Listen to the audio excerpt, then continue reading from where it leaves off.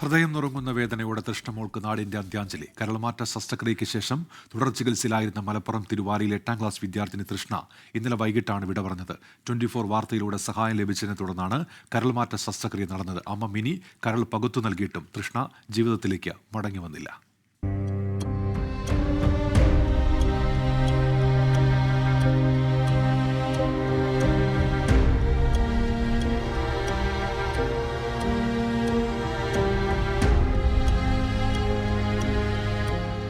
പ്രിയപ്പെട്ട തൃഷ്ണമോൾ ഇനി കണ്ണീരോർമ്മ. അമ്മ കരൾ പകുത്തു നൽകിയിട്ടും ചികിത്സയ്ക്കായി നാട് ഒത്തൊരുമിച്ച് നിന്നിട്ടും നോവായി അവൾ വിട പറഞ്ഞു. മൃതദേഹം തൃഷ്ണ പഠിച്ചിരുന്ന മലപ്പുറം തിരുവാലി ഗവൺമെന്റ് ഹൈസ്കൂളിൽ പൊതുദർശനത്തിന് വെച്ചു. സഹപാഠികൾ ഉൾപ്പെടെ ആദരാഞ്ജലി അർപ്പിച്ചു.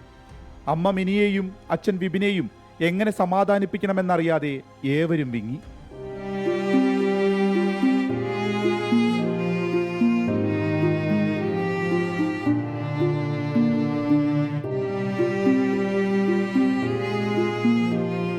മഞ്ഞപ്പിത്തം കരളിനെ ബാധിച്ച് കൊച്ചി അമൃത ആശുപത്രിയിൽ ചികിത്സയിലായിരുന്നു തൃഷ്ണ. കരൾ നൽകാൻ അമ്മ തയ്യാറായി. പക്ഷേ ചികിത്സയ്ക്ക് പണമില്ല എന്ന വാർത്ത 24ലൂടെ അറിഞ്ഞപ്പോൾ നാട് ഏറ്റെടുത്തു.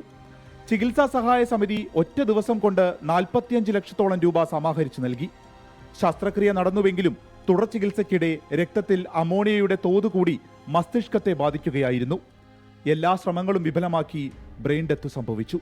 തൃഷ്ണയ്ക്ക് 24ന്റെ ആദരാഞ്ജലികൾ.